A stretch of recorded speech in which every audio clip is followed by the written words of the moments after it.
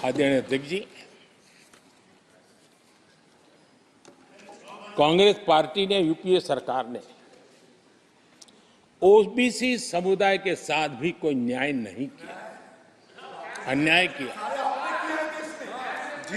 इन लोगों ने ओबीसी नेताओं का अपमान करने में कोई कोर कसर नहीं छोड़ी है।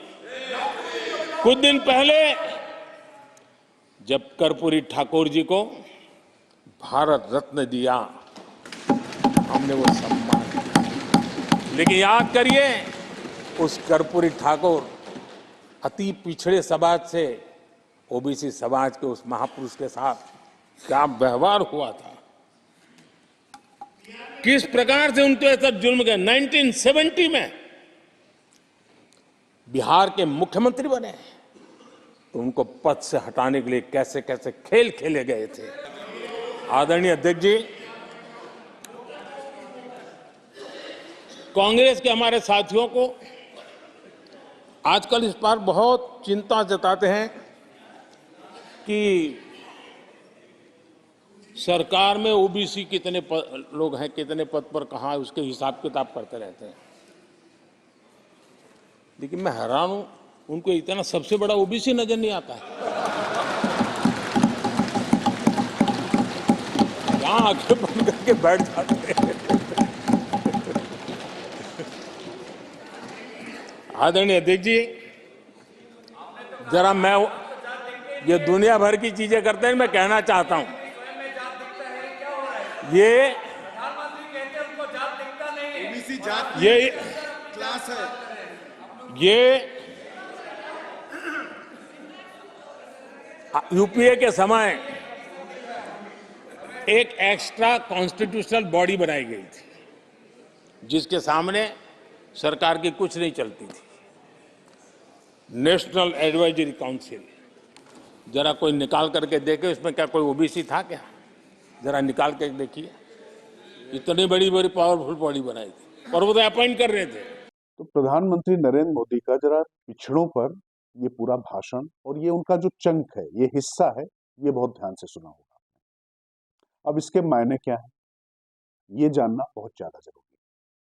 दरअसल पीडीए एक शब्द आया है, पिछड़ा दलित आदिवासी। झारखंड की विधानसभा में भी आपने देखा कि आदिवासी मुद्दे को लेकर किस तरीके से बहुत उछाला गया।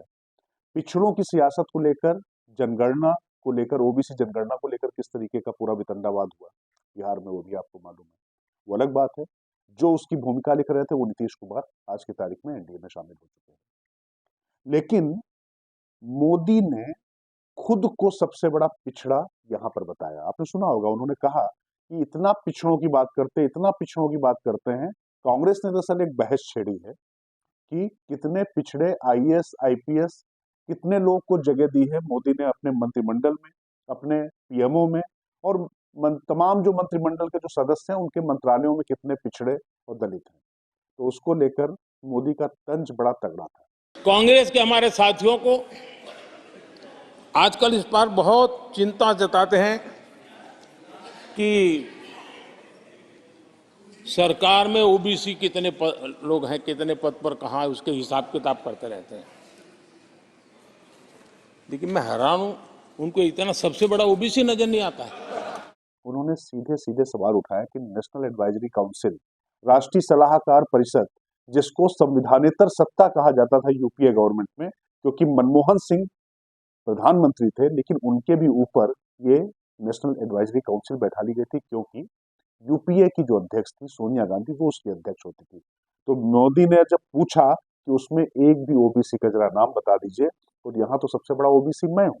कांग्रेस के हमारे साथियों को आजकल इस पर बहुत चिंता जताते हैं कि सरकार में ओबीसी कितने लोग हैं, कितने पद पर कहां है, उसके हिसाब किताब करते रहते हैं। लेकिन मैं हैरान हूं, उनको इतना सबसे बड़ा ओबीसी नजर नहीं आता है। तो कुल मिला के जो एक पूरा जाति विभाजन करके, क्योंकि माना जाता है कि बीजेपी धार्मिक तौर पर विभाजन कर रही है, धार्मिक ध्रुवीकरण कर रही है। अगर मैं उसको विभाजन शब्द न कहूं, ध्रुवीकरण की बात कहूं, तो वो कर रही है। तो उसके बजाय, उसकी काट के लिए हमेशा विपक्ष के पास एक कारक होता है, एक कारण होता है, एक ही अस्त्र होता है कि हिंदुओं को जातियों में विभाजित कर दिया गया। ये हिंदुत्व के प्रखर और मुखर चेहरा होने के नाते और ओबीसी जाति से खुद आने के नाते मोदी के साथ ये हो नहीं पाता है। तो मोदी ने एक बार फिर से जनता को याद दिला दिया कि भाई सबसे बड़ा ओबीसी मैं हूं, और जो लोग ओबीसी के सबसे बड़े खैरख्वाह बनते हैं उन्होंने ओबीसी के लिए क्या कहा ये बताया। और इसके साथ ही उन्होंने कर्पूरी ठाकुर को पूरी तरीके से, जब भारत रत्न दिया गया तो उनको पूरी तरीके से सदन में बताने और जताने से वो नहीं चूके कि कांग्रेस ने क्या किया था उनके साथ जब वो मुख्यमंत्री बने थे। एक ओबीसी समुदाय के नेता को पदच्युत करने के लिए कैसे कैसे हथकंडे अपनाए गए थे, और एनडीए यानी बीजेपी ने कैसे उनको सही सम्मान दिया। तो कुल मिला के जो कंट्रास्ट खड़ा करना है ना, ये नरेंद्र मोदी से बेहतर शायद अभी कोई नेता नहीं कर पाता, क्योंकि विपक्ष भी मानता है कि भाई वो ऑरेटर बहुत अच्छे हैं, अपनी बात बहुत अच्छे तरीके से प्रेजेंट कर लेते हैं, उनको सेल्समैन भी कहा जाता है। लेकिन हाँ, उनकी दुकान में इतना सामान तो है कि वो अपना सामान बेच सके, क्योंकि अगर भारत रत्न उन्होंने दिया तो दिया। कोई एनएससी में आपने कोई ओबीसी नहीं रखा तो नहीं रखा, अच्छा ओबीसी वो खुद है ही। तो अब ऐसी परिस्थिति में जनता के सामने जिस तरीके से वो जा रहे हैं, आप मानकर चलिए कि विपक्ष की कोशिशें लगातार जारी रहेंगी, लेकिन कम से कम मोदी के सामने इतनी आसान नहीं होने वाली है, खासतौर से पिछड़ों के मामले में।